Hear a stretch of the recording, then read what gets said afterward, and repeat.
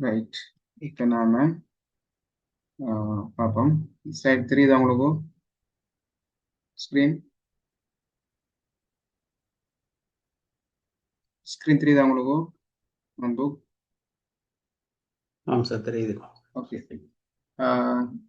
போன கிளாஸ்லேயே நம்ம பார்த்தோம் நிதி சேவை நிறுவனங்களை என்னென்ன வகைகளில் நம்ம வகைப்படுத்தலாம்னு சொல்லி வங்கி சேவை நிறுவனங்கள், வங்கி அல்லாத நிறுவனங்கள் படித்தோம் ஒரு கேட்டகரி. நம்ம ரெண்டையும் பார்ப்போம். இன்னொரு வகையான இது உண்டு. இந்த ஹோல்சேல் ஃபைனான்சியல் சர்வீஸ், அடுத்தது ரீட்டைல் ஃபைனான்சியல் சர்வீஸ்ன்னு சொல்லி கிளாஸ்ல கொஞ்சம் படித்தேன் நாம. அதில்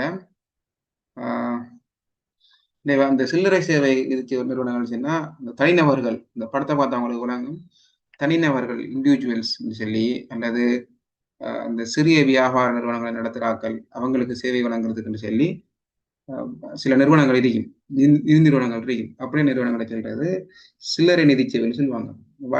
பாருங்க, தனிநபர்கள் மற்றும் சிறு அல்லது குறு வணிக நிறுவனங்களுக்கு வழங்கப்படுகின்றது. மொத்த நிதி சேவை நிறுவனம்னு சொன்னா பெரிய பெரிய கம்பெனிகள், அரசாங்கங்கள், இப்படியான பெரிய நிறுவனங்களுக்கு நிதி சேவை வழங்குறதுக்காக வேண்டி உருவாக்கப்பட்ட நிறுவனங்கள் தான் மொத்த நிதி சேவைகள், ஹோல்சேல் ஃபைனான்சியல் சிஸ்டம் சொல்றோம். ஹோல்சேல் மார்க்கெட், ஹோல்சேல் கஸ்டமர், பெரிய கோஆபரேட் நிறுவனங்கள் மற்றும் அரசுகளுக்கு வழங்கப்படும் பெரிய கம்பெனி. அது மாதிரி பெரிய பெரிய அரசாங்க நிறுவனங்கள், லோக்கல் கவர்மெண்ட், சென்ட்ரல் கவர்மெண்ட், இப்படி எல்லாத்துக்கும் கொடுக்கும். அதுல பாருங்க, உதாரணங்களை பார்ப்போம். சில்லறை நிதி சேவைகள் 3 முக்கிய துணை பிரிவில் இருக்கு. ஒன்று வைப்பு தொகை ஏற்பு, பொதுமக்கள்கிட்ட இருந்து டிபாசிட்களை எக்ஸெப்ட் பண்றாங்க. இப்போ லொக்கர் மற்றும் பணம் அனுப்புதல் போன்ற துணை சேவைகளையும் இதில் நடக்குது. இப்போ உங்களுக்கு முக்கியமான டாக்குமெண்ட் இருக்கு, இந்த டாக்குமெண்ட்டை நீங்க பாதுகாப்பாக வைக்கணும், அதுக்கு ஒரு அமௌண்ட் தேவை அப்படின்னா நீங்க பேங்க்ல போய் கொடுக்கணும். அதே மாதிரி உங்கள்ட்ட டாக்குமெண்ட்ஸ் இருக்குது, உங்கள்ட்ட நகைகள் இருக்குது, அதையும் கொண்டு வைக்கணும். பணம் மட்டும் டிபாசிட் பண்ற இல்லை, நீங்க லொக்கர், சேஃப்டி லொக்கர். சொல்லுங்க.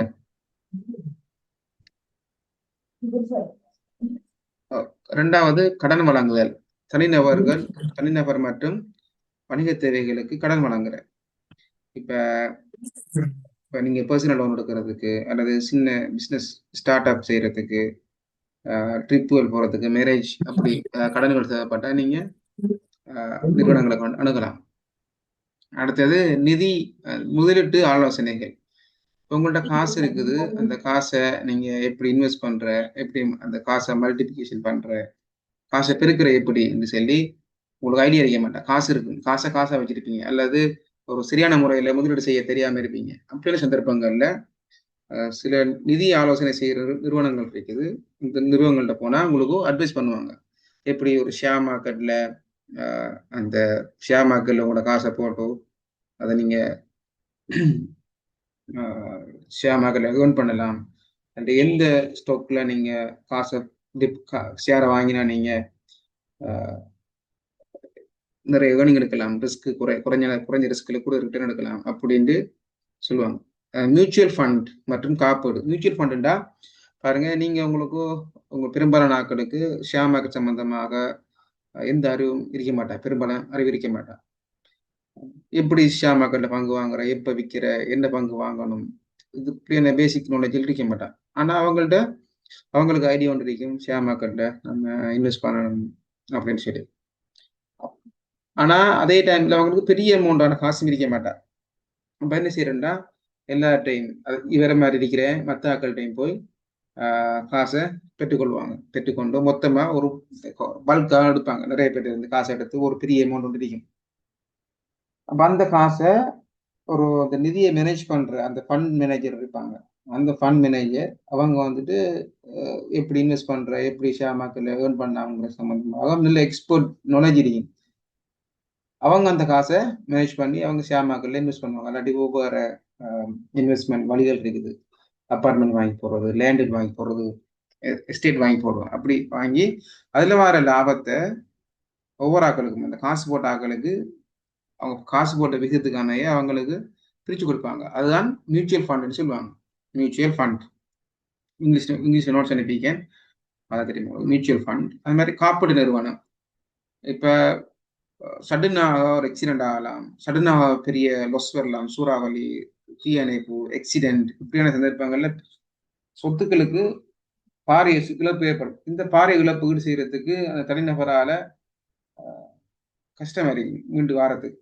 அப்படியான சந்தர்ப்பங்கள்ல அப்படியான ஒரு பிரச்சனையில இருந்து வெளியே வாரத்துக்கு இன்சூரன்ஸ் கம்பெனிஸ் இருக்குது. அந்த இன்சூரன்ஸ் கம்பெனிஸ் அப்படியான சேவைகளை வழங்கும். இதெல்லாம் வந்துட்டு சில்லறை தனிநபர்களுக்கு கொடுக்குறது. அது மாதிரி பாருங்க, அடிப்படை வைப்பு சேவைகள் எடுத்துக்கொண்டா பாருங்க, அடிப்படை வைப்பு சேவைகள்ல வைப்பு தொகை, இந்த நான் சொன்ன மாதிரி இந்த உள்ள நினைக்கிறது வைப்பு தொகை ஏற்பு, வைப்பு தொகை டிபாசிட் சொல்லுவாங்க. வங்கி வாடிக்கையாளர்களின் பணத்தை வட்டி தரும் கணக்குகளில் சேமிக்கிறது. இதுல வித்தியாசமான கணக்குகள் இருக்கு. சேமிப்பு கணக்கு உங்களுக்கு தெரியும், நிரந்தர வைப்பு, தொடர் வைப்பு. தொடர் வைப்புன்னு சொன்னா நீங்க ஏற்கனவே உங்களுக்கு தெரியும், சேமிப்பு வைப்புண்டா நீங்க காசு கிடைக்கிற டைம்ல மீதமா காசு கிடைக்கிற டைம்ல நீங்க அந்த அக்கௌண்ட்ல போடுவீங்க. நிரந்தர வைப்புங்கிறது உங்களுக்கோ சேவிங் அக்கௌண்ட்ல போட்டா உங்களுக்கோ போதிய அளவு வட்டி கிடைக்க மாட்டாங்க. ஆனா பெரிய பல்க் அமௌண்ட் வச்சிருக்கீங்க, அந்த அமௌண்ட்டை பேங்க்ல கொண்டு போடும்போது பேங்குக்கு நிறைய காசு வரும். உங்களுக்கு ஒரு ஐடியா இருக்கு, இந்த காசு வந்துட்டு எதிர்வருகின்ற 5 வருடங்கள், 3 வருடங்கள், 10 வருடங்களுக்கு காசு நமக்கு தேவைப்பட மாட்டான் சொன்னா நீங்க 10 இயர்ஸ், 10 வருஷத்துக்கு உங்களுக்கு காசு தேவைப்பட மாட்டாண்டா 10 வருஷத்துக்கு நீங்க அந்த காசை பேங்க்ல போட்டு வைக்கிறேன். அப்ப நீண்ட காலத்துக்கு அந்த காசை போடும்போது பேங்க் வந்துட்டு உங்களுக்கு மிகவும் கவர்ச்சியான வட்டி விதங்களை உங்களுக்கு வழங்கும். சேமிப்பு வங்கி வைப்பு உதாரணமாக 7 வீதம் கொடுத்தா சேமிப்பு வைப்புக்கோ, இதுக்கு டிபாசிட், பிக்ஸ் டிபாசிட்டுக்கு 10 வீதம், 12 வீதம் அப்படி கொடுக்கும். ஆனா சீனியர் சிட்டிசன் எழுதிப்பாங்க, 60 வயசுக்கு மேற்பட்டாக்கள். அவங்க ஒரு கம்பெனில வேலை செஞ்சு, நிறுவனங்களில் வேலை செஞ்சு ரிட்டையர் ஆவாங்க. ரிட்டையர் ஆகும்போது அவங்களுக்கு இபிஎஃப், இடிஎஃப்ங்கிற காசு, அது மாதிரி கிராட்டிவிட்டி எல்லாம் நிறைய காசு வந்து கிடைக்கும். அந்த காசை என்ன செய்வாங்கன்னா பெரிய பல்க் மில்லியன் வரும் அந்த காசு. அப்ப அவங்களுக்கு 60 வயசுக்கு பிறகு அவங்களால தொழில் செய்ய இயலாது, வேலைக்கு போய் செய்ய இயலாது, அவங்க டிபெண்ட் நினைப்பாங்க. அப்ப அவங்களுக்கு வருமானம் பண்ணணும், தொடர்ந்து வருமானம் வேணும். அப்ப அதுக்காக என்ன செய்யுதுன்னா அரசாங்கம் சொல்லுது, நீங்க பேங்குகள்ல போடுங்க, சீனியர் சிட்டிசன்ஸ் பேங்க்ல போடுங்க, அந்த காசை பேங்க்ல போட்டா உங்களுக்கும் பெரும்பாலும் உங்களுக்கு 15 வீத வட்டி அளவில் உங்களுக்கு பெறும். அப்ப அந்த காசை டிபாசிட்ல பிக்ஸ் டிபாசிட்ல போட்டுட்டு மாசம் அவங்க வட்டி எடுத்துக்கொள்வாங்க அதுல இருந்து. அப்ப அதான் அந்த பிக்ஸ் டிபாசிட். தொடர் வைப்பு ஒன்றுச்சுன்னா சிலர் இருப்பாங்க, அவங்களுக்கு உதாரணமா பிராக்டிக்கலை பார்க்கும்போதுல ஹஸ்பண்ட் ஒய்ஃப் 2 பேரும் ஜாப் செய்யறாங்களா இருந்தாங்கன்னா அவங்க ஒரு ஆளோட வருமானத்தை செலவழிப்போம், இன்னொரு ஆளோட வருமானத்தை நம்ம சேமிப்போம்னு சொல்லி அவங்க அந்த சேலரி அக்கௌண்ட் சொல்லி ஒன்று உருவாக்குவாங்க. அவங்களுக்கு திடீர்னு பல்க் அமௌண்ட் போட இல்லாது சேமிப்பு வங்கியில சேமிப்பு கணக்கு வச்சு சின்ன ஒரு சிறியளவான வட்டியை பெற்று விருப்பம் இல்லை. அதுக்காக தான் இந்த சேலரி அக்கௌண்ட். அப்போ வார சேலரி அந்த அக்கௌண்ட்டுக்கு வரும். அந்த சேலரியே இப்போ பெரும்பாலும் எடுக்க மாட்டாங்க. அப்படியே அந்த சேலரி வந்து வந்து வந்து சிங்கிங் பண்ற மாதிரி போகும். தேவைப்பட்டாலும் நீங்க அட்ஜஸ்ட் பண்ணலாம், அட்ஜஸ்ட் பண்ணி இருக்கக்கூடியதாக இருக்கும் பேங்க் மேனேஜர்கிட்ட பேசி. அப்படியான தொடர் வாய்ப்புகள் சீரியஸா டிபாசிட் பண்ணிட்டு வருவாங்க. ஃபிளெக்சி டிபாசிட், தேவைப்படும் போது பணத்தை எடுக்கலாம், அதே சமயம் நிரந்தர வைப்பு வட்டியும் பெறலாம். பொதுவா ஒரு பிரச்சனை ஒன்று இருக்குது, இந்த ஃபிக்ஸ் டிபாசிட்ல போட்டா காசு எடுக்க இயலாது. அப்படி நீங்க இடையில எடுக்கிறேன்னு சொன்னா காசை வங்கி ப்ரொமிஸ் பண்ணின அந்த ஃபிக்ஸ் டிபாசிட்டுக்குரிய இன்ட்ரெஸ்ட் தர மாட்டான், குறைச்சி பெனால்ட்டி எல்லாம் வட்டி தான் தரும்.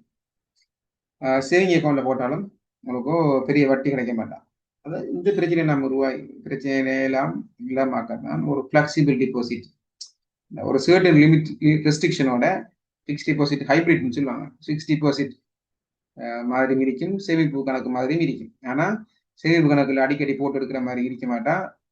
ஃபிக்ஸ் டிபாசிட் மாதிரி போட்டதுதான் எடுக்க இயலாது, குறிப்பிட்ட காலத்துக்கு எடுக்க இயலாதுன்னு சொல்லி இருக்க மாட்டான். ரெண்டும் ஒரு பேலன்ஸ் பண்ணக்கூடிய மாதிரி ஃபிளெக்சிபிள் டிபாசிட். லெண்டிங், தனிநபர்கள் மற்றும் சிறு வணிகங்களுக்கான நிதி மற்றும் நிதி சாரா சேவைகள். வீட்டுக்கடன், வாகனம் வாங்குறதுக்கான கடன், கல்வி கடன், நடைமுறை மூலம், கேஷ் கிரெடிட், ஓவர் டிராஃப்ட். இது பொதுவாக இந்த பேங்க் ஓடின்னு சொல்லுவாங்க. சின்ன சின்ன பிசினஸ் செய்கிறாங்க, அடிக்கடி காசு தேவைப்படும், அடைக்கடைக்க சின்ன பீரியடு காசு தேவைப்படும். அப்படியான டைம்களில் எடுக்கிற கடன் தான். Bank over draft. முதலீட்டு ஆலோசனை மற்றும் செல்வ மேலாண்மை. செல்வ மேலாண்மைங்கிறது வெல்த் மேனேஜ்மெண்ட் தான் சொல்லுவது. Wealth management. நுகர்வோர் கலாச்சாரம் மற்றும் மூலதன சந்தை வளர்ச்சியால் வங்கிகள் இப்போது ஆலோசனை சேவைகளை வழங்குகின்றது. குறுக்கு விற்பனை, cross செல்லிங். வங்கிகள் மியூச்சுவல் ஃபண்ட் மற்றும் காப்பீட்டு திட்டங்களை விற்கின்றன. இப்ப பேங்க் வந்துட்டு பொதுவாக சேமிப்பு நிறைய கஸ்டமர் இருப்பாங்க பேங்கு. நிறைய பேர் வந்து டிபாசிட் பண்ணுவாங்க. பேங்க் மேனேஜருக்கு தெரியும் யார்கிட்ட காசு இருக்குது, என்னென்ன தொழில் செய்யறாங்கிற விஷயம் எல்லாம் பேங்க் மேனேஜருக்கு சரியா தெரியும். இப்ப அடுத்த பக்கம் இன்சூரன்ஸ் கம்பெனிஸ் இருக்கும். இன்சூரன்ஸ் கம்பெனிஸ்க்கு பெரிய கஸ்டமர் இருக்காது. அவங்க நிறைய பப்ளிக்கோட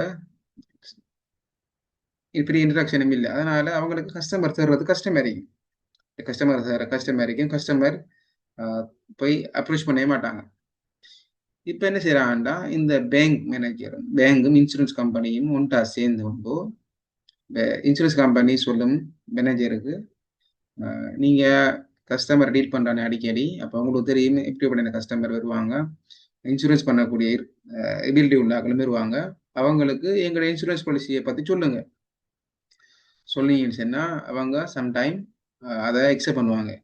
பேங்க் மேனேஜராக ஒரு அட்வைஸாக எக்ஸெப்ட் பண்ணுவாங்க. எக்ஸெப்ட் பண்ணினா அப்போ கஸ்டமர் இப்போ இதெல்லாம் ரெண்டு வகையான பெனிஃபிட் உண்டு. இப்போ இந்த கஸ்டமரை இந்த பேங்க் மேனேஜர் அட்ராக்ட் பண்ணுறதுனால பேங்க் மேனேஜருக்கு ஒரு இன்கம் அமௌண்ட் வரும், கமிஷன் மாதிரி ஒரு இன்கம் அமௌண்ட் வரும். அதே மாதிரி இன்சூரன்ஸ் கம்பெனிக்கும் ஒரு கஸ்டமர் பேஸ் ஒன்று டெவலப் ஆகும். இப்போ சொல்றது பேங்க் பிளஸ் இன்சூரன்ஸ். இப்போ இது பேங்க் அரைக்கும், இது இன்சூரன்ஸ் அரைக்கும். இது பேங்க், இது இன்சூரன்ஸ் கம்பெனி. ரெண்டும் சேர்ந்து ஒரு நடவடிக்கை போகல அதை சொல்றது பேங்கா இன்சூரன்ஸ் சொல்லுவாங்க. பேங்கா இன்சூரன்ஸ் சொல்லுவாங்க. இங்கிலீஷ் நோட்ஸ் அனுப்பிக்க அதில் இருக்கும் பாருங்க, சரியான டேர்ம் இருக்கும். இது வகை இது என்னது ஒரு வகையான க்ராஸ் செல்லிங் சொல்லுவாங்க. க்ராஸ் செல்லிங் இவரை ப்ரொமோட் பண்ற பேங்கிறத இந்த பேங்கை எப்படி இன்சூரன்ஸ் ப்ரொமோட் பண்ணணும்னு சொன்னா, அப்போ நீங்க ப்ரீமியமை நீங்க இந்த பேங்க் கூடாக நீங்க பே பண்ணுங்கன்னு சொல்லும் போது கிட்டத்தட்ட என்ன செய்யுது, அது மாதிரி பேங்க் கார்டு, உதாரணமா பீப்புள்ஸ் பேங்க் கார்டை யூஸ் பண்ணுங்க, உங்களுக்கும் நீங்க பே பண்ற மந்த்லி ப்ரீமியம்ல 10% டிஸ்கவுண்ட் சொல்லுவாங்க. அப்ப பீப்புள்ஸ் பேங்கோட ஆட்டோமேட்டிக் என்ன செய்வாருன்னா, அந்த பீப்புள்ஸ் பேங்க்ல போய் கார்டு எடுக்கிறதுக்காக ட்ரை பண்ணுவார். இப்படி ரெண்டு ஆளுக்கால் மாறி மாறி ப்ரொமோட் பண்ணுவாங்க. வங்கிகள் மியூச்சுவல் ஃபண்ட் மற்றும் காப்பீடு திட்டங்கள். மியூச்சுவல் ஃபண்ட் இப்ப நீங்க பாருங்க, காசு மீதமா இருந்தா அவங்க வந்துட்டு என்ன செய்யற ஃபிக்ஸ்ட் டிபாசிட்ல போட பார்ப்பாங்க. அதே மாதிரி அந்த சில பேங்க் சில வச்சிருப்பாங்க, சில சிஸ்டங்கள் பேங்குகள்ல ஃபைனான்சியல் அட்வைஸ் பண்றேன்னு சொல்லி, இப்ப எல்லா காசையும் கொண்டு ஃபிக்ஸ்ட் டிபாசிட்ல போட்டு குறைஞ்ச வட்டி எடுக்காம பேங்க் மேனேஜர் அட்வைஸ் பண்ணுவாரு, நீங்க மியூச்சுவல் ஃபண்ட் ஃபைனான்சியல் அட்வைஸ் நாங்க எங்கள்கிட்ட இருக்கி, உங்களுக்கு தேவைண்டா நாங்க ஷேர் மார்க்கெட்ல எப்படி இன்வெஸ்ட் பண்றேன்னு சொல்லி நாங்க உங்களுக்கு அட்வைஸ் பண்ணுவோம் சொல்றாரு. அப்ப அதுவும் என்ன, அதுவும் இந்த மியூச்சுவல் ஃபண்ட். இப்ப நிறைய கஸ்டமர் அவருக்கு வரும், பேங்க் மேனேஜருக்கு நிறைய கஸ்டமர் வரும்போது அந்த காசு எல்லாத்தையும் மொத்தமா பூலாக்கி, பூல்ச்சுன்னா மொத்தமா சேர்த்து அந்த காசை கொடுத்துட்டு போய் ஷேர் மார்க்கெட்ல இன்வெஸ்ட் பண்ணுவாங்க. இன்வெஸ்ட் பண்ணி அதுல வர லாபத்துல ஒரு 20% பேங்க் எடுத்துட்டு மிச்ச 80% கஸ்டமருக்கு ஷேர் பண்ணுவாங்க. இதுன்னு சொல்லுவாங்க, அப்படின்னு செய்வாங்க. ரெவென்யூ மாடல் சொல்லுவாங்க. இதற்காக வங்கிகள் பெரிய அளவில் கட்டணம் ஃபீஸ் ஈடுபடுகின்றன. மொத்த சொந்த நிதியை முதலீடு செய்யாமலேயே வருமானம் பெறுகின்றது. இப்ப பேங்க் கலெக்ஷன் தானே. இப்ப ரெவென்யூ, இப்ப வாட்டர் போட் அதனுடைய சிஇபியினுடைய அந்த பில் பேமெண்ட் எல்லாம் அவங்க கலெக்ட் பண்ணுவாங்க. அப்படி செய்யறதாலையும் அவங்களுக்கு இந்த எல்லா இடங்கள்லையும் நிறைய சின்ன சின்ன கஸ்டமர்ஸ் நிறைய வர்றதால அவங்களுக்கு பெரிய இன்கம் ஒன்றும் இருக்கு. Wealth management. வாடிக்கையாளர்கள் தங்கள் செல்வத்தை நிர்வகிக்க வங்கிகளுக்கு கட்டணம் செலுத்த தயாராக உள்ளனர். இப்ப உங்களுக்கு தெரியும், பெரிய பெரிய கோடீஸ்வரர்கள் உள்நாட்டில் சொத்துகள் இருக்கும். சொத்துக்களை மேனேஜ் பண்ண மாட்டாங்க, மேனேஜ் பண்ண தெரியாது, அதெல்லாம் டைம் இல்லாம இருக்கும். அவங்க பேங்க் ட்ரஸ்டியா போட்டுட்டு போவாங்க. அவங்க பேங்க் அதை மெயின்டைன் பண்ற வேலையை பார்க்கும். அதுக்குரிய ஃபீஸுகளை கொடுப்பாங்க. மியூச்சுவல் ஃபண்ட் சேவைகள் செயற்படும் முறை. இப்ப மியூச்சுவல் ஃபண்ட் உங்களுக்கு சொல்லுங்க, நான் அதை எப்படி செயற்படுற சொல்லி பார்ப்போம். இப்ப முதலீட்டாளர் இருக்க நிறைய முதலீட்டாளர்கள் நாடு பூராகவும் பல்வேறு முதலீட்டாளர்கள் இருக்காங்க. உங்கள்கிட்ட காசு மீதமாரி தங்கள் பணத்தொகை ஒன்றாக சேர்க்கப்படும். பூல் சொல்லுவாங்க. பூல் சொல்லிட்டு pool of fund. Pool of fund எல்லாத்தையும் காசு சேர்த்து பெரிய கொஞ்சம் கொஞ்சமாக சேர்த்து பெரிய காசு கொண்டு வரும். அதை ஃபண்ட் மேனேஜர் இருப்பார். ஃபண்ட் மேனேஜர் இவர் வந்துட்டு நல்லா ஃபைனான்ஸ்லாம் படிச்சு எக்ஸ்போர்ட் ஷேர் மார்க்கெட்ல எப்படி இன்வெஸ்ட் பண்ற, ரியல் எஸ்டேட் பண்ற, எப்ப ஷேரை வாங்கணும் விற்கணும், தங்கத்துல எப்ப முதலீடு செய்யற, வெளியில எப்ப முதலீடு செய்யற, அப்படி எல்லாம் அவருக்கு தெரியும். அப்ப இந்த காசை இவர்கிட்ட கொண்டு கொடுப்பாங்க. அதாவது யூனிட் ட்ரஸ்ட் மியூச்சுவல் ஃபண்டில் இவர இருப்ப அப்படியே நாட்கள் இருப்பாங்க. ஃபண்ட் மேனேஜர்ஸ் பயிற்சி பெற்ற நிபுணர்கள் பணத்தை நிர்வகிக்கிறார்கள். இவங்க அந்த காசை கொண்டு போய் ஷேர் மார்க்கெட்லயோ அல்லது வேற எங்கேயோ அந்த காசை முதலீடு செய்யறாங்க. பணம் பங்குகள் பத்திரங்களில் முதலீடு செய்யப்படுது. இந்த காசு பல்வேறு நிச்சயத்துக்கள்ல இன்வெஸ்ட் பண்ணப்படுது. இதுக்காக அவங்களுக்கு வருமானம் கிடைக்குது. கிடைக்கும் லாபம் மீண்டும் முதலீட்டாளர்களுக்கு வழங்கப்படுகிறது. இப்ப இதுல லாபம் இருந்தானே, இந்த லாபம் வந்துட்டு திருப்பி கிடைக்கும் லாபம் மீண்டும் முதலீட்டாளர்களுக்கு போய் சேருது. அதான் என்ன மியூச்சுவல் ஃபண்ட் சொல்லி. மியூச்சுவல் ஃபண்ட் தமிழ்ல பரஸ்பர நிதி அப்படின்னு பேர் நினைக்கிறேன். முக்கிய பயன்கள்: குறைந்த அபாயம், ரிஸ்க் குறைய. வந்துட்டு ரிஸ்க் குறையன்னு சொன்னா இது வந்துட்டு எக்ஸ்பர்ட்டால மேனேஜ் பண்றது. அதே மாதிரி ஓராக்களும் கொஞ்சம் கொஞ்சம் காசு மொத்தமாக செய்யப்படுது. அதே மாதிரி ஒரு சொத்துல இன்வெஸ்ட் பண்ணாம பல்வேறு வகையான சொத்துக்கள் ஈடுபடுறதால ஒரு சொத்துல ஏதாவது ஒரு இன்வெஸ்ட்மெண்ட்ல ஏதாவது நட்டம் வந்தாலும் அடுத்த சொத்துக்கள்ல அந்த நட்டம் கவர் பண்ணப்படும்.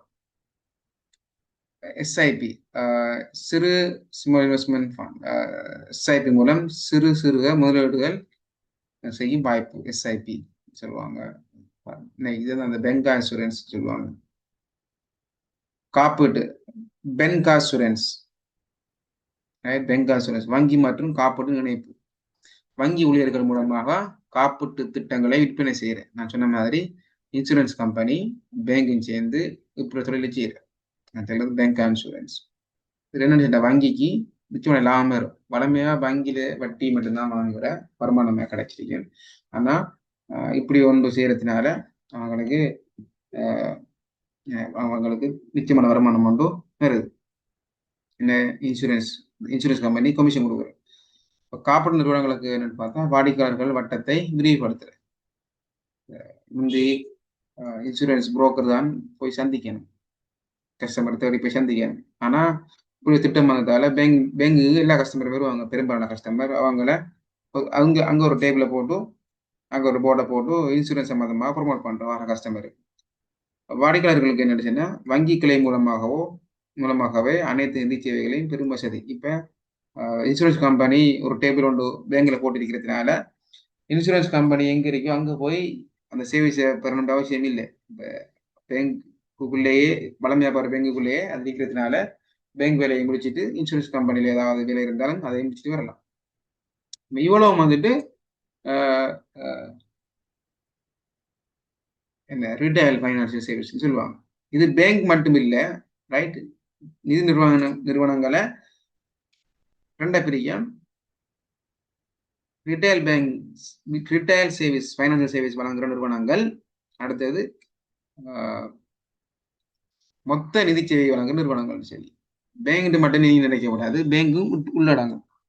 சில பேங்குகள் இருக்கு, சில பேங்குகள் வந்துட்டு ரீட்டைல் மட்டும் செய்யும். சில பேங்க் வந்துட்டு பெரிய பெரிய கம்பெனிகள் எல்லாம் செய்யும். உதாரணமா சின்ன சின்ன ஊர்கள் இருக்கும் பேங்குகள். இந்த கூட்டுறவு வங்கிகள்னு சொல்லுவாங்க. கூட்டுறவு வங்கிகள், மகளிர் வங்கிகள், விவசாய கடன் வழங்கும் வங்கி சமுத்தி, இப்படிலாம் அதெல்லாம் வந்துட்டு சின்ன சின்ன சமுத்தியெல்லாம் வந்துட்டு பெரிய கம்பெனிலாம் கடன் கொடுக்குறோம் இல்லை, இதெல்லாம் வந்துட்டு ரீட்டைல் சேல்ஸ். சில பேங்க் இருக்கு, இன்னும் சில பேங்க்கள் தனியே கம்பெனி மட்டும் தான் செய்யும். இப்போ கம்பெனி மட்டும் தான் டிபாசிட் பண்ணலாம், கம்பெனி மட்டும் தான் லோன் எடுக்கலாம், கம்பெனி மட்டும் தான் பேஸ் பண்ணணும். இப்படி நிறுவனங்கள் இருக்கு. டெவலப்மெண்ட் பேங்க்ஸ் அப்படின்னு சொல்லுவாங்க, இண்டஸ்ட்ரியல் பேங்க் சொல்லுவாங்க. அதெல்லாம் வந்துட்டு கஸ்டமருக்கு அது சர்வீஸ் கிடைக்காது, ரிட்டெயில் கஸ்டமருக்கு. ஆனால் இப்போ பேங்கை பார்த்தீங்கன்னா கமர்ஷியல் பேங்க், பீப்புள்ஸ் பேங்க் இப்படி பேங்கில் பார்த்தீங்கன்னா அது வந்துட்டு கஸ்டமர் தனிப்பட்ட ஆட்களுக்கும் செய்யும், பெரிய பெரிய கம்பெனிகளுக்கும் கொடுக்கும். அது வந்துட்டு ரெண்டு பிரிக்க அவங்கள்ட்ட. நீங்கள் பேங்க் வெப்சைட் பார்த்தீங்கன்னா தெரியும். அவங்க ரிட்டைல் ரிட்டைல் சர்வீஸ் இன்ட்ரியும் கோஆபரேட் சர்வீஸ் சர்வீஸ் வேர் பண்ணியிருப்பாங்க. இப்போ பாருங்க, மொத்த நிதி சேவைகள் பெரிய பெரிய கம்பெனிகளுக்கு மட்டும்தான் இது செய்யும். அரசாங்கத்துக்கும் பெரிய பெரிய கம்பெனிகளுக்கும் இது பார்த்தா தெரியுமா உங்களுக்கும், பெரிய அரசாங்க நிறுவனங்கள் அது மாதிரி பெரிய பெரிய தொழிற்சாலைகளுக்கு தான் வழங்க. இது இலக்கு என்ன டார்கெட்னா, பெரிய கார்பரேட் நிறுவனங்கள் மற்றும் அரசுகளுக்கு தான் இதில் டார்கெட் கஸ்டமர் யாருன்னா சின்ன சின்ன கஸ்டமர் இல்லை. அப்போ இப்படியான சேவைகள் வந்துட்டு டிவியில் அட்வர்டைஸ்மெண்ட் பெறாது. இப்படிப்பட்ட பேங்குகள் தன்மைகளை பார்க்கும்போது மிகப்பெரிய நிதி முதலீடு தனிநபர் வாடிக்கையாளர்களை விட பன்மடங்கு அதிகம். இப்போ ரீட்டைல் கஸ்டமர் இப்போ சாதாரணமாக பேங்குக்கு பேங்கில் வந்துட்டு டிபாசிட் பண்ண வருவாங்க. 5000, 10,000, 1,00,000, 2,00,000, பெரும்பாலும் 5 இப்படிதான் வருவாங்க. மிஞ்சி போனா ஒரு 5 லட்சம், 10 லட்சம், 20 லட்சம் ஒரு நாளைக்கு ஏதாவது வரும். இப்படி பெரிய அமௌண்ட். ஆனா கோஆபரேட் கம்பெனிகள் என்ன செய்யா, காசை மொத்தமாகவே கோடிக்கணக்கான மில்லியன் காசை பேங்க்ல வந்து போட்டுருக்கு. அப்ப விட்ரோ பண்ண போகலையும் அது அப்படி கிட்டத்தட்ட அப்படியான அமௌண்ட் தான் விட்ரோவும் பண்ணும். சேலரி எம்ப்ளாயிஸுக்கு சேலரி கொடுக்குற டே வந்த உடனே பெரிய மில்லியன் கணக்கான அமௌண்ட் விட்ரோ பண்ணப்படும். அது மாதிரி பேங்குகள் அது மாதிரி அந்த கம்பெனிகளோட வருமானங்கள் வெளிநாட்டிலிருந்து இம்போர்ட் பண்ற எக்ஸ்போர்ட் பண்ற அந்த வருமானங்கள் எல்லாம் கோடிக்கணக்கான காசுகள் பேங்குக்கு. அப்ப அப்படி அவங்களோட இந்த நம்பர் ஆஃப் கஸ்டமர் குறைய இருந்தாலும் அவங்களுக்கு அந்த டிரான்சாக்ஷன் வேல்யூ வந்துட்டு கூட இருக்கும். மிகப்பெரிய நிதி முதலீடு தனிநபர் வாடிக்கையாளர்களை விட பல மடங்கு அதிகமாக இருக்கும். அதிக மதிப்புள்ள பரிவர்த்தனைகள் ஒவ்வொரு டிரான்சாக்ஷனும் மில்லியன் பில்லியன் கணக்கில் இருக்கும். கடன்கள் மற்றும் முதலீடுகள் மில்லியன்களிலாம் இருக்கும். பில்லியன்லையும் தான் இருக்கும் பெரும்பாலும்.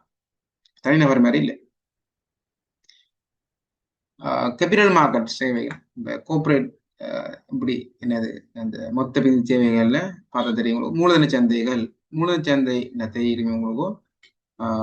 நீண்டகால கடன்களை நீண்டகால கடன், அதாவது இந்த நீண்டகால முதலீடுக்கு தேவையான காசுகளை வழங்குற பெரிய அமௌண்ட் அறியும்.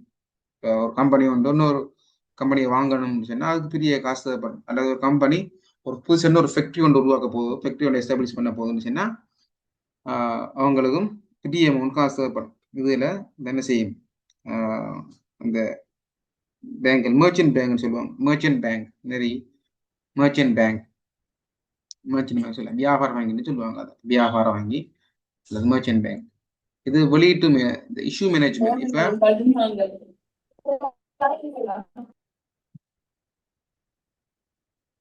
இப்போ இஷ்யூ மேனேஜ்மெண்ட்னா இப்போ சில கம்பெனிகள் வந்துட்டு இப்போ பிரைவேட் லிமிடெட் ஆகிற கம்பெனி உண்டு பப்ளிக் கம்பெனியாக மாறப்போகுது, பிஎல்சியாக மாறப்போகுது. நீங்கள் படிச்சிருப்பீங்க கம்பெனி இல்லை ஒரு கோஆபரேட் லெவலில் படிச்சிருப்பீங்களாம்.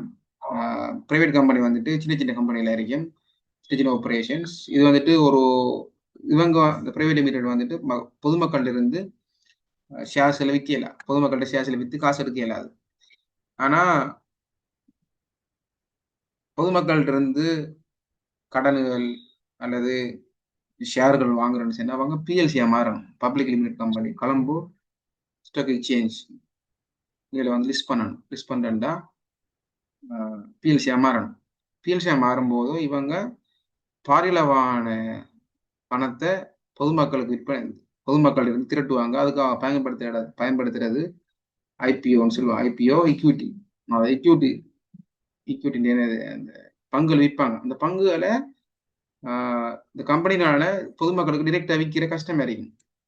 இப்போ இதுக்கு என்ன செய்வாங்கன்னா, இப்படியான அந்த விற்க வேண்டிய சந்தர்ப்பங்கள்ல அது எப்படி விற்கிற, ஆருக்கு விற்கிற, எப்படி கஸ்டமர் இருந்து காசு கலெக்ட் பண்ற, கஸ்டமர் இருந்து இன்வெஸ்டர் இருந்து காசு கலெக்ட் பண்றங்கிறது எல்லாத்தையுமே மெர்ச்சன்ட் பேங்க் செய்யும். அது ரைட். இப்போ பிரைவேட் கம்பெனி இருந்து பிஎல்சியா மாறணுச்சுன்னா நிறைய சட்ட சிக்கல்கள் இருக்கு, நிறைய ப்ரொசீஜர்கள் இருக்கு. இந்த ப்ரொசீஜர்களை செய்யற அளவுக்கு கம்பெனிக்கு எக்ஸ்போர்ட் இருக்க மாட்டான். கம்பெனி வந்துட்டு அந்த பிசினஸ்ல தான் எக்ஸ்போர்ட் அறியும். டாக்குமெண்டேஷன் இது புதுசு, லைஃப் டைம்ல ஒரே ஒரு தான் நடக்கும் ஒரு கம்பெனிக்கு. அப்போ இதெல்லாம் புதுசு. அப்போ இதுக்கு ஒரு ட்ரெயின் பண்ணப்பட்ட ஆட்கள் கம்பெனியில் இருக்காது. அவங்க என்ன செய்வாங்கன்னா அந்த அப்படின்ற சந்தர்ப்பத்தில் இது ஒரு மெர்ச்சன்ட் பேங்க்கு கொடுப்பாங்க, இஷ்யூ பண்ணணும் இதை எப்படி செய்யறேன்னு சொல்லி. அதுக்குதான் அப்படியான கம்பெனிகள் இருக்கு. பங்குகளை வாங்க அல்லது விற்க சந்தாதாரர்களை சேர ஏற்பாடு செய்யுது. இப்ப சப்ஸ்கிரைபர் சொல்லுவாங்க. கம்பெனியில் பங்கு வழங்கும் போது அதை வாங்குறாங்க, புதுசை வாங்குறாங்க. சப்ஸ்கிரைபர் சந்தாதாரராக சேர ஏற்பாடு செய்யற நிறுவனங்களுக்கு ஆலோசனை வழங்குற. அதை எப்படி நம்ம என்ன விலையில விற்கலாம், எத்தனை ஷேர் விற்கிற, எங்க விற்கிற, எப்படி அதை ப்ரொமோட் பண்ற, வெளிநாடுகளில் விற்கலாமா, உள்நாட்டில் எத்தனை விற்கிற, ஒரு ஆளுக்கு எத்தனை பங்கு கொடுக்குற மேக்சிமம் சரிலாம் பேச்சு ஆலோசனை செய்வாங்க, அட்வைஸ் பண்ணுவாங்க. அது மாதிரி அண்டர் ரைட்டிங், ஒப்புறுதி அளிக்கிற. ஒப்புறுதின்னா நீங்க பாருங்க, இப்ப இதுல இந்த கேஸ்ல இந்த கம்பெனி வந்துட்டு ஐபிஓல பங்கு விற்கத்தானே வேணும், பொதுமக்களுக்கு பங்கு வழங்கணும். இந்த பங்கு வழங்குறது பெரிய ஒரு பாரிய வேலை, பொதுமக்களோட டீல் பண்றது, பப்ளிக் டீல் பண்றது. அதை கம்பெனி செய்ய மாட்டான். அந்த கம்பெனியை இன்னொரு கம்பெனிக்கு கொந்தராத்து கொடுக்கும், ஒரு சப்ஸ்கான்ட்ராக்ட் மாதிரி கொடுக்கும். அதான் இந்த அண்டர் ரைட்டர்னு சொல்லுவாங்க. அண்டர் ரைட்டர் அதை பாரம் எடுப்பாங்க. எவ்வளோ ஷேரையும் கம்பெனி ஒரு 1 மில்லியன் அல்ல 10 மில்லியன் ஷேரை பொதுமக்கள் விற்க போகுதுன்னா 10 மில்லியன் ஷேரையும் இவங்க பாரம் எடுப்பாங்க. பாரம் எடுத்து அதை பொதுமக்களுக்கு இவங்க தான் விற்பாங்க. வித்து போட்டு வார காசை கம்பெனி கொடுப்பாங்க. அதுல இருந்து காசுல ஒரு கமிஷனை இந்த அண்டர் ரைட்டர்ஸ் வாங்கி எடுப்பாங்க. நிறுவனத்தின் பங்குகள் முழுமையாக விற்கப்படாவிட்டால் அவற்றை ஏற்றுக்கொள்வதாக வங்கிகள் உறுதியளிக்கணும். வங்கிங்கிறது என்னது? நிதி நிறுவனங்கள். வங்கிங்கிறது நிதி நிறுவனங்கள். இப்ப சப்போஸ் இந்த 10 மில்லியன் ஷேர்ஸ்ல 8 மில்லியன் ஷேர்ஸ் தான் வித்திருக்கி 2 மில்லியன் ஷேர்ஸ் வெளிப்படலைன்னு சொன்னா இந்த 2 மில்லியன் ஷேரையும் இவங்க தான் பொறுப்பெடுப்பாங்க, அண்டர் ரைட்டர்ஸ். இது முதலீட்டாளர்களுக்கு நம்பிக்கையை உருவாக்குது.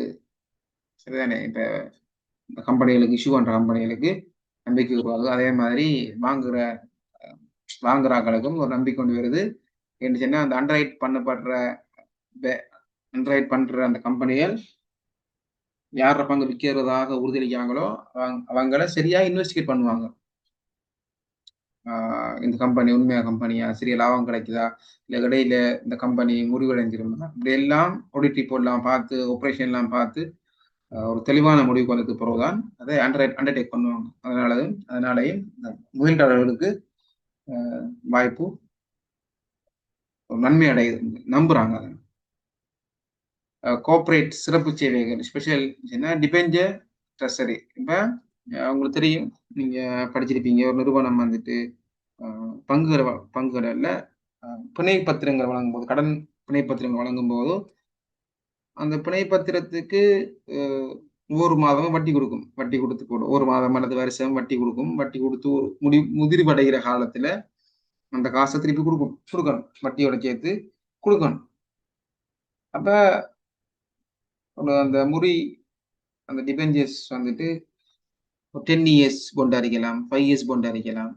அப்ப 5-10 இயர்ஸுக்கு பிறகு கம்பெனி நிலைமை என்ன ஆகும்? சப்போஸ் இந்த கம்பெனி லொஸ்ட் ஆயிட்டுன்னு சொன்னா நம்ம போட்ட காசு நிலைமை என்ன சொல்லி சந்தேகம் பேர். அப்படின்னு சந்தர்ப்பங்கள்ல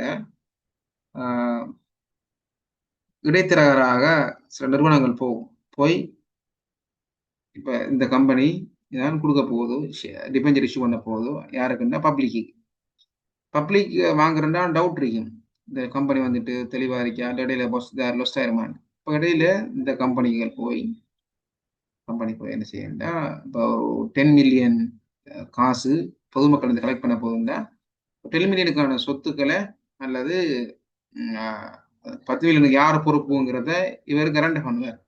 அப்ப கம்பெனி பத்திரம் வழங்கும் போது கஸ்டமருக்கு சொல்லுவாங்க, இப்போ நீங்க பயப்பட தேவையில்லை, இது வந்துட்டு செக்யூர்ட் லோன் சொல்லலாம். செக்யூர்ட் லோன் சொன்னா இது வந்துட்டு என்னது, செக்யூர்ட் லோன் சொல்லுவாங்க. செக்யூர்ட்னா ஒரு சொத்தை ஈடா வச்சிருப்பாங்க, ஈடு. அந்த அப்படியான சொத்துக்களை ஈடா வச்சு கொடுப்பாங்க. அப்ப கஸ்டமருக்கு பங்கு வாங்குறவங்களுக்கு தெரியும் கம்பெனி லொஸ் ஆனாலும் அவங்க ஈடு வச்சிருக்காங்க, அவங்க சொத்தை ஈடு வச்சிருக்காங்க இந்த நிறுவனத்துக்கிட்ட. அப்ப இந்த நிறுவனம் வித்து போட்டாச்சும் அந்த சொத்து நமக்கு தெரியும். இப்படி சில நிறுவனங்கள் இஷ்யூ பண்ணும். ஓகே, நீங்க இஷ்யூ பண்ணுங்க, கஸ்டமர் இல்லை நீங்க வாங்குங்க, லொஸ்ட் ஆயினா அது நாங்க பொறுப்புன்னு சொல்லு. இப்போ இதுக்கு பெரிய அமௌண்ட் வந்து கம்பெனிட்ட இருந்து வாங்கி எடுக்கும். இப்போ டிபெஞ்சர் ட்ரஸ்டி, அப்போ ஒரு நம்பிக்கையாளராக இருக்கு. இப்போ கம்பெனி இதை இஷ்யூ பண்ணும்போது இந்த இடையில இருக்கிற அந்த நிறுவனம் ட்ரஸ்டியாக கடனீட்டு பத்திர அறங்காவலர் ட்ரஸ்டியாக அவர் செயற்படுறார். கடனீட்டு பத்திரதாரர்களின் நலனை பாதுகாக்க அறக்கட்டளை ஒப்பந்தத்தின் ட்ரஸ்ட் டீட் படி செயற்படுவாங்க. கம்பெனியில் வச்சுட்டா அதுக்கான ஏற்பாடுகளை அவங்க செய்வாங்க. சொத்துக்களை விற்று, கம்பெனிகளோட சொத்துக்களை விற்று ஷெடியூல் பண்ணுவாங்க. பெசல் 3 சொல்லி அமெரிக்காவில் இது பாரிய நிதி நெருக்கடி ஏற்பட்டதுக்கு பிறகு பெசல் ப்ரொபோசல் பெசல் வந்துச்சு. இந்த பெசல் 1, 2, 3 இருக்குது. பெசல் 3 விதிகளின்படி மூலதன தகுதி பெற்ற வங்கிகள் மட்டுமே செயல்பட முடியும். இப்ப இந்த கம்பெனி, இந்த ட்ரஸ்டி அறிக்கிற இந்த கம்பெனியே ஒரு டுபாக்கூர் கம்பெனியா இருந்தா என்ன நடக்கும்? இப்ப இந்த கம்பெனி லோஸ்ட் ஆகி அப்ப எங்க கேட்டு போக போனா இந்த கம்பெனியும் இல்லை. அப்படியான கம்பெனிகள் என்ன செய்யலாது, இதுக்கு ட்ரஸ்டியா இயங்க இயலாது. ட்ரஸ்டியா இயங்குறேன்னு சொன்னா அதுக்கு தகுதி இருக்கு. பெசல் 3 சொல்லி சொல்லிருக்கும். பெசல் 3ல அந்த கேட்டகரிக்கு வாரண்டா என்னென்ன தகுதிகள் போகணும். அப்படியான வேங்கள் மட்டும்தான் ட்ரஸ்டியாக செயல்பட முடியும். இந்த மாதிரி கோஆபரேட் ரீஸ்ட்ரக்சர், நிறுவன மறுமதிப்பீடுன்னு சொல்லுவாங்க. இப்ப சில நிறுவனங்கள் நல்லா இயங்கினாலும் அப்ப அந்த அவங்களோட வந்துட்டு கடன் கட்டமைப்பு நல்லா இல்லாததால, பாரிய அளவு கடன் வச்சிருந்தனால கம்பெனி எவ்வளவுதான் உழைச்சாலும் அந்த உழைக்கிற காசு பேங்குகளுக்கு வட்டி கொடுத்தே அது கஷ்டமா இருக்கு. அப்படியே சந்தர்ப்பங்கள்ல அப்ப கடன் கொடுத்தவங்களை ஒரு முதலீடுகளா மாத்துறேன். டிபெஞ்சர் கொடுத்திருந்தா, பொண்டு கொடுத்திருந்தா அந்த பொண்டுக்கு பதிலாக வட்டி வாங்காம பங்கு லாபம் வாங்குற மாதிரி செட்டப் செய்வாங்க. சில கம்பெனிகள் இருந்திருக்கலாம் 80% லோன், 20% தான் சொந்த காசுன்னு இருக்கு. இப்ப என்ன செய்யணும், அதை பாரிய அளவு இன்ட்ரெஸ்ட் கொடுக்க வேண்டியது. அப்ப 50-50 மாத்துறாத, 50-50 மாத்தி ஒரு ரீசர்ச் பண்ணி எடுத்துட்டு வார். அப்படி இது ஒரு ஹெவி ப்ரோசஸ். ஸ்ரீலங்கா கவர்மெண்ட் வந்துட்டு பாரிய நிதி நெருக்கடி எடுக்கும் போது வட்டி கொடுத்து தாங்க இல்லை. அப்ப ரீஸ்ட்ரக்சர் பண்ற கடனுங்களை முறைவை செஞ்சு கடனை மாத்துறேன். அது மாதிரி ஒரு கம்பெனியை வாங்கும் போது, இப்போ டயலாக் வந்துட்டு ஏர்டெல் கம்பெனியை வாங்கிச்சு. அப்படி வாங்கும் போதோ எப்படி விலை பேசுற, எவ்வளவு கொடுக்குற, பழைய உரிமையாளர்களுக்கு எப்படி இந்த பங்குலாம் போற பங்கு எப்படின்னு உரிமையாளர்களுக்கு ஒரு விஷயம் எல்லாம் இவங்க டீல் பண்ணுவாங்க. இணைப்புகள் merge, ஒரு கம்பெனியை வாங்குற கையகப்படுத்துற அக்யூசிஷன். இப்ப merge வேற, அக்யூசிஷன் வேற. சரியான mergeங்கிறது இப்ப எக்ஸுங்கிற டயலாக்ங்கிற கம்பெனியும் ஏர்டெல்ங்கிற கம்பெனியும் இணைஞ்சா டயலாக் ஏர்டெல் வரும். 2 கம்பெனி பேரும் இருக்கும்.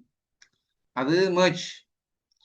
எக்யூசிஷன்ங்கிறது டயலாக் கம்பெனி முழுமையாக ஏர்டெல் கம்பெனியை வாங்குற, இவங்க அந்த ஏர்டெல் அவங்க இன்வெஸ்டர் மாதிரி இருக்க மாட்டாங்க, முழுமையாக வழியோட்டு பேத்துருவாங்க, செட்டில் பண்ண பாட்டுரும். இப்ப ஏர்டெல்ங்கிறது டயலாக்குள்ள தான் இருக்கணும். அப்படி வர்றதுதான் என்னது அக்விசிஷன், பர்ச்சேஸ் பண்றது. ஒரு கம்பெனி பர்ச்சேஸ் பண்றது, இது இணையிற 2 சேர்ந்து இயங்குற. மற்றும் ஒருங்கிணைப்புகள் அமல்கமேஷன் செய்வாங்க, அமல்கமேட் பண்ணுவாங்க, மூலம் நிறுவனத்தின் வளர்ச்சிக்கான ஆலோசனைகளை வழங்குற. ஃபெக்டரிங் சொல்லிருக்கீங்க. ஃபெக்டரிங் இந்த உள்நாட்டு வர்த்தக நிதி,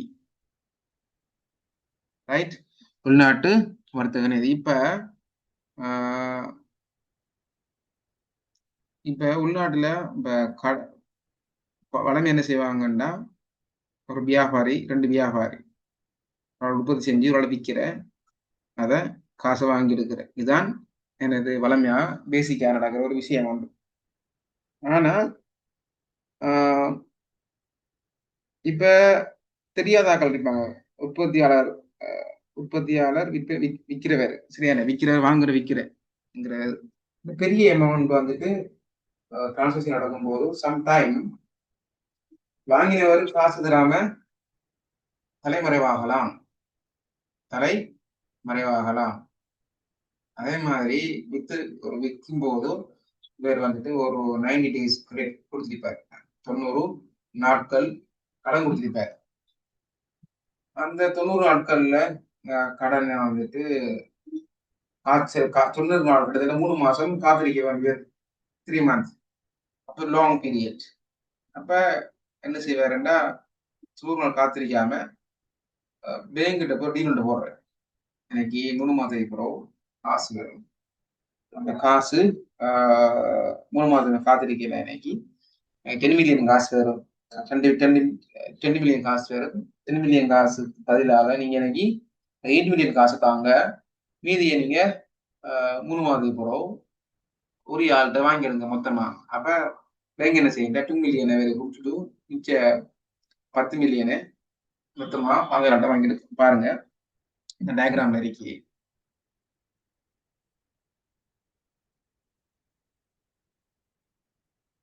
டயக்ராம் பாருங்க. விற்பனையாளர் முதலாவது என்ன செய்வாருன்னா விற்பனையாளர் விலைப்பட்டியல இன்வாய்ஸை கொடுக்குற சரியான வித்து போறார். எப்ப 90 டேஸ் வந்து விற்கிறாரு. வித்தது பிறகு ரெண்டாவது இந்த விற்பனர் என்ன செய்யறாருன்னா இந்த இன்வாய்ஸ் எடுத்துட்டு போய் பேங்க்கு போறாரு. சரியான பேங்க்கு போய் நம்ம 10 மில்லியன் வச்சுக்கோமே 10 மில்லியன் 90 டேஸ் கொடுக்கணும். அப்ப பேங்க் டீல் ஒன்று போடுறாரு. என்கிட்ட இன்வாய்ஸ் ஒன்று நான் வித்திருக்கேன் அவர்கிட்ட இன்னைக்கு 10 மில்லியன் காசு வர வட்டிக்கு சொல்லிட்டு எனக்கு காசு அட்வான்ஸ் தாங்க இப்பதாங்க அந்த காசு இன்வாய்ஸ் கொடுத்து போட்டு அட்வான்ஸ் தாங்கன்னு சொல்லி இந்த காசை வாங்கிட்டு வர பேங்கர் 70 to 80% தொகையை முற்பணமாக வழங்குகிறார். இவரு இந்த காசு போகும். காசு போயிட்டு திருப்பி 4வது என்ன செய்யண்டா அதன் 90வது நாள் வரும்போது இந்த பேங்க் என்ன செய்யண்டா இவர்கிட்ட போய் காசு வாங்கியிருக்கும். வாங்குபவர் முதல் தேதியில் முழு தொகையை செலுத்துகிறார். இப்ப இவர்கிட்ட போறல காசு கொடுக்கறல இவரோட இன்வாய்ஸரிக்கு இவர்கிட்ட பேங்க் காசு கொடுக்கும் 4வது. இப்ப மீதமுள்ள தொகையை இவருக்கு கொடுத்து போட்டோம். இதுக்கு சேவிங்ஸ் கட்டணமாக கொஞ்சம் காசை இவர் கொடுக்குற சரிதானே. இது ஒரு வகை. இது சொல்றது ஃபெக்டரிங் சொல்லுவாங்க. ஃபெக்டரிங் ரைட். அடுத்தது ஃபோர்ஃபைட்டிங். ஃபோர்ஃபைட்டிங் ஃபெக்டரிங் கிட்டத்தட்ட ஒரு மாதிரி தான் இருந்தாலும் இது வந்துட்டு வெளிநாட்டு வர்த்தகத்தின் போது பயன்படுத்தப்படும். இந்த எக்ஸ்போர்ட் சைனால ரிப்பேர் இம்போர்ட் பண்றோம் ஸ்ரீலங்காவில இருந்து. அப்ப எக்ஸ்போர்ட் பண்ற ஆளுக்கு தெரியாது ஸ்ரீலங்கன் யாருன்னு சொல்லி ஸ்ரீலங்கனுக்கு காசு சாமானை கொடுத்து போட்டு அவரு எஸ்கேப் ஆக வாய்ப்பு இருக்கு ஸ்ரீலங்கா காசு கொடுக்காம. இப்ப அதுக்கு என்ன சொன்னா பேங்க் இடையில பேங்க் வந்துட்டு லெட்டர் ஆஃப் கிரெடிட்ங்கிற ஒரு விஷயம் வந்து ரெண்டு செய்வாங்கண்டா வாங்க இறக்குமதி செய்யற அளவு இம்போர்ட் பண்றாங்க. பேங்க் ஒன்று மையம் தரைகால வச்சு இந்த பேங்க் மூலமாக அவங்கள கொடுக்கல் வாங்கல திருத்து கொள்வாங்க. இப்ப எக்ஸ்போர்ட் பண்ற பேங்க் சைனா இருந்து எக்ஸ்போர்ட் பண்ணும்போது சாமான் எக்ஸ்போர்ட் பண்றது முதல் பேங்க் கேரண்டி ஒன்று கேட்கும். இதுக்கு யாரு பொறுப்புன்னு சொல்லி. அப்ப இம்போர்ட் பண்றவரு பேங்குக்கு போய் லெட்டர் ஆஃப் கிரெடிட் கடன் பத்திரம் கொண்ட கடன் பத்திரிகை லெட்டர் ஆஃப் கிரெடிட் சொல்லுவாங்க. கடன் கடிதம் சொல்லி சரிவாங்க. அதை என்ன செய்வாங்கன்னா அதை கொடுப்பாங்க. கொடுத்து இந்த இம்போர்ட்டர் காசு தராட்டி அதுக்கு அந்த பேங்க் தான் வரும். அந்த பேங்க் தான் இந்த காசு வாங்கிருக்கு. பேங்க்ல இருந்து அந்த எக்ஸ்போர்ட் பண்றது காசு வாங்கியிருப்பாரு. இம்போர்ட் பண்றன்னு இது இறக்குமதியாளர், இது எக்ஸ்போர்ட்டர். சரக்கு விநியோகிக்கப்படும் ஆவணங்கள் எக்ஸ்போர்ட்டர் என்ன செய்வாருன்னா எல்லாத்தையும் கொடுப்பாரு. கொடுக்குறோம் பேங்க் மூலமாக என்ன செய்வாங்க டிரான்சாக்ஷன் அவ்வளோ காசு டிரான்சாக்ஷன் எல்லாம் பேங்க் மூலமாக தான் நடக்கும்.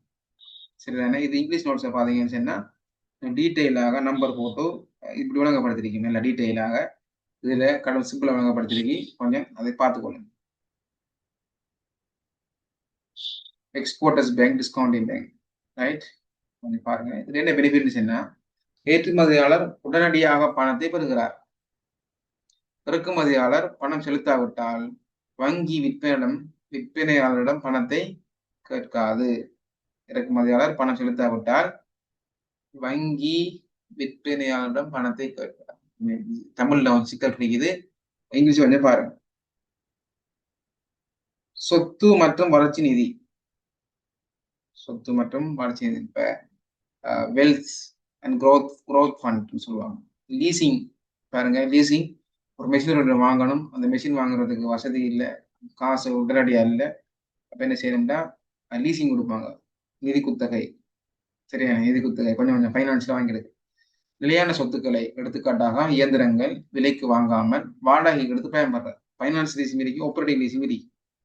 சரி, ஆப்ரேட்டிங் லீஸ் இருந்துச்சுன்னா ஃபைனான்ஸ் லீஸ் இருந்துச்சுன்னா நீங்க மாசம் மாசம் இன்ஸ்டால்மெண்ட்டை கட்டி போட்டு கடைசி இன்ஸ்டால்மெண்ட் கண்டதுக்கு பிறகு உங்களுக்கு அந்த காசு வந்து சேர்ந்துரும், சரி, சொத்து வந்து சேர்ந்துரும். ஆப்ரேட்டிங் லீஸுங்கிறது இப்போ சொத்து ஒன்றைக்கு சொத்தை பாவிச்சு போட்டு பாவிச்சு முடிய திருப்பி கொடுத்துரு, வாடகை மாதிரி தான் அது. வாடகை குறிப்பிட்ட காலத்துக்கு பிறகு சொத்து மீண்டும் குத்தகையாளமே செலுத்தப்படும். லீசிங் இருக்குது. நம்மளோட நடைமுறையில் நம்ம சொல்றது லீசிங்கிறது ஃபைனான்ஸ் தான் சொல்லுவோம். ஆப்ரேட்டிங் லீசிங் மீறி ஆப்ரேட்டிங் லீசிங் சொத்துல வாங்கி, உதாரணமா நீங்க வீடு உடைக்கணும்னு சொன்னா வீடு உடைக்கிறதுக்கு நீங்க பெரிய எக்யூப்மெண்ட் என்னது புல்டோசர் ஒன்று வாங்கணும். புல்டோசரை நீங்க வாங்குற இல்லை, புல்டோசரை நீங்க எடுக்கிற லீசிங் எடுக்குது. இது சாதாரணமான லீசிங் எடுத்து கொடுத்துடுறோம். லீசிங்னா வாடகைக்கு எடுத்து கொடுத்துடுறோம். இது வந்துட்டு சின்ன ஒரு மேட்டர் உண்டு. ஆனா பெரிய கன்ஸ்ட்ரக்ஷன் ஷீப் கட்டுற பெரிய பெரிய ஒரு 20 மாடி பில்டிங் கட்டுற அந்த டைம்ல வந்துட்டு லாங் டேர்ம் வரைக்கும் ஒரு 5 வருஷம் 7 வருஷம் பாவிக்க வேண்டி வரும். நம்ம அது வரையும் அடுத்து லீசிங் இருக்கும். அப்படின்னு சொல்றது என்னது பாவிக்க. இந்த மாதிரி வெஞ்சர் கேபிட்டல். வெஞ்சர் கேபிட்டல்னா ஒரு ஆள்கிட்ட நல்ல பிசினஸ் ஐடியா இருக்கு, ஆனா அந்த பிசினஸ் செய்யறதுக்கு அவருக்கு ஸ்டார்ட் பண்றதுக்கு காசு இல்லை, போதியமான வருமானம் இல்லை, காசு இல்லை, மூலதனம் இல்லைன்னு சொன்னா இப்ப அந்த ஏரியாவில் அல்லது அந்த இருப்பாங்க, சில வாக்கள் இருப்பாங்க, அவங்கள்ட்ட காசு இருக்கு, பிசினஸ் செய்யறதுக்கு ஐடியா இல்லை. இப்ப வெஞ்சர் கேபிட்டல் அவங்களோட பிசினஸ் என்ன காசு வச்சுட்டு இருப்பாங்க, யாராவது நல்ல ப்ரொபோசல் ஒன்று எடுத்து வந்தா அதை இவங்கள செக் பண்ணிட்டு அந்த பிசினஸ்ல காசை கொண்டு போடுவாங்க, முதலீடு செய்வாங்க. போட்டு குறிப்பிட்ட காலம் ஒரு 5 வருஷத்துக்கு 10 வருஷத்துக்கு கிடைக்கிற லாபத்துல 80% 90% இவங்க எடுப்பாங்க. எடுத்தது பிறகு அவங்களோட போட்ட முதலும் அவங்க லாபம் கிடைச்சதுக்கு பிறகு அவங்க திருப்பி வந்துடுவாங்க. திருப்பி வந்து கம்பெனியை பழைய ஆள்கிட்ட, யார் அந்த பிசினஸ் ஒரிஜினல் பண்ணாரோ அவர்கிட்ட கொடுத்துட்டு வந்துடுவாங்க. அங்கே பிசினஸ் வெஞ்சர் கேபிட்டல் சொல்லுவாங்க. துணிகர மூலதனம் வளர்ச்சிக்கு தயாராக உள்ள சிறு அல்லது குறு தொழில்களில் நீண்ட கால மூலதனத்தை பாய்ச்சுவார்கள். இது கடன் இல்லை, சரியானே. சப்போஸ் இவங்க போட்ட கடன் வந்துட்டு அதுல சக்சஸ் ஆகல அப்படின்னா அது வந்துட்டு அவரு தாங்கணும். பேங்க் லோன் எடுத்தா கம்பெனி எல்லாம் பண்ணாலும் சரி போகட்டும் சரி அதுக்கான வட்டியை கொடுக்க தான் போகணும். வட்டி மட்டும் இல்லாம மூலதனத்தை கொடுக்க தான் போகணும், அந்த லோனை கொடுக்க தான் போகணும். ஆனா இது அப்படி இல்லை, இது லோன் மாதிரி இல்லை. லோன் மாதிரி கிட்டத்தட்ட லோன் மாதிரி தான். நான் என்னது நட்டமாயினா இவ இருக்க இயலாது என்ற காசு தான்னு சொல்லி அதுக்காக என்ன செய்யறேன்னா அந்த ரிஸ்க் கூட எடுக்கிறதுக்காக அவரு பாரிய அளவான லாபத்தை எதிர்பார்ப்பார். இது கடன் இல்லை, இது நிறுவனத்தின் பங்குகளில் முதலீடு செய்யப்படும் உரிமை தானே, அது ஈக்விட்டி. ஆமா. எக்ஸ்போர்ட் ஃபைனான்ஸ்னா என்ன, நல்ல பிசினஸ் ஒன்று இருக்கு, அந்த பிசினஸ் வந்துட்டு நல்லா போயிட்டு இருக்கு, அதை எக்ஸ்போர்ட் பண்றது விரும்புறீங்க. விரும்பும்போது எக்ஸ்போர்ட் பண்ணும்போது நிறைய ரெகுலேஷன்ஸ் இருக்கு. இப்ப ஷிப் பண்றா ஷிப்பிங்குரிய அந்த கண்டெய்னரை வாங்கணும், பேக்கேஜிங் செய்யணும், இன்ஸ்பெக்ஷன் செய்யணும், இப்படி நிறைய இருக்கு. என்னது யார்ட்ல இடம் எடுக்கணும், நிறைய டார்கெட் வந்துட்டு இலக்கு என்னது ஏற்றுமதி சார்ந்த அலகுகள் எக்ஸ்போர்ட்டிங் யூனிட்ஸ் மற்றும் இறக்குமதியாளர்கள். சில என்ன pre shipment and post shipment finance. Pre shipment என்ன, ஷிப் பண்றதுக்கு முதல் காசு தேவைப்படும், அதுக்குரிய காசு. போஸ்ட் ஷிப்மெண்ட் என்ன, பொருள் வந்ததுக்கு பிறகு அதுக்கும் காசு தேவைப்படும். அப்படியான 2 இருக்கு. பொருட்களை அனுப்புவதற்கு முன்னும் பின்னும் வழங்கப்படும் கடன். அட்வைசரி சர்வீஸ், எப்படி எக்ஸ்போர்ட் பண்ற எந்த கம்யூனிட்டில இருந்து நீ அந்த அந்த என்னது கண்டெய்னர் எடுக்கிற, வாடகை எடுக்கிற, எந்த ஷிப்ல அனுப்புற சம்பந்தமான கொடுப்பாங்க. வெளிநாட்டு சந்தைகளில் தயாரிப்புகளை நிலைநிறுத்த ஆலோசனை வழங்குற. இப்ப எந்த மார்க்கெட்ல விற்கலாம், எந்த கண்ட்ரிக்கு அனுப்பலாம், நீங்க எந்த கண்ட்ரில யார் யாருக்கு அதை இம்போர்ட் பண்றதுக்கு எல்லாமே இருக்கு. கம்பேரிட்டிவ் ரேட்ஸ், விவசாயத்துறை ஏற்றுமதிக்கு போட்டி வட்டி வீதங்களே கொடுப்பாங்க. கம்படிட்டிவ் ரேட்ல லோன் கொடுக்குற வந்துட்டு சாதாரண வங்கி கொடுக்குற இந்த பாரிய ரேட்ல கொடுக்காம என்ன ஒரு விவசாயத்தை டெவலப் பண்றதுக்கு 2 to 3%, 5% லோன்ல குறைஞ்ச விகிதத்துல கொடுப்பாங்க. அல்லது கம்படிட்டிவ் கம்படிட்டிவ் ரிஸ்கி பிசினஸ் தானே, இந்த கம்படிட்டிவ் ரேட்ல கொடுப்பாங்க. சில டைம்ல கூட அமெரிக்க சம்மரி பார்க்க போனா அதுல அம்சம் வந்துட்டு இலக்கு என்னது, இலக்கு சில்லறை பார்க்கும்போது தனிநபர் மற்றும் சிறு வணிகங்களுக்கு தான் இவங்க சேவை கொடுப்பாங்க. ஹோல்சேல் பிசினஸ் பார்க்குறது டார்கெட் கஸ்டமர் பெரிய கார்பரேட்டும் அரசு மாதிரி. முக்கிய சேவைகளை பார்க்கும்போது வைப்பு தொகை, வீட்டுக்கடன், மியூச்சுவல் ஃபண்ட் இருக்கும். ரிட்டைல் சேவை பார்க்கும்போது மெர்ச்சன்ட் பேங்கிங், ஃபெக்டரிங், ரீஸ்ட்ரக்சரிங். டிரான்சாக்ஷன் சைஸை பார்த்தீங்கன்னா ரிட்டைல் கஸ்டமர் வந்து சின்னதாக இருக்கும் அல்லது மீடியமாக இருக்கும். இது எப்பயும் மிக அதிகமாக இருக்கும், மில்லியன் கணக்கில் இருக்கும். நோக்கம் பர்பஸ் என்னன்னா தனிநபர்கள் சம்பந்தமாக, தனிநபர் செல்வம், இண்டிவிஜுவல் வெல்த் அண்ட் கன்சம்ஷன் சம்பந்தமாக தான் இருக்கு. இது வந்துட்டு வணிக விரிவாக்கம், கம்பெனிகளை பெருசாக்குற அல்லது இன்டர்நேஷனல் வர்த்தகங்கள் அல்லது உள்நாட்டு பாரிய வர்த்தகங்களை செய்யறதுக்காக இது. சரியானே? இதுல ஏதாவது டவுட்டுகள் இருக்கா உங்கள்கிட்ட? டவுட்டுகள் இருக்கா?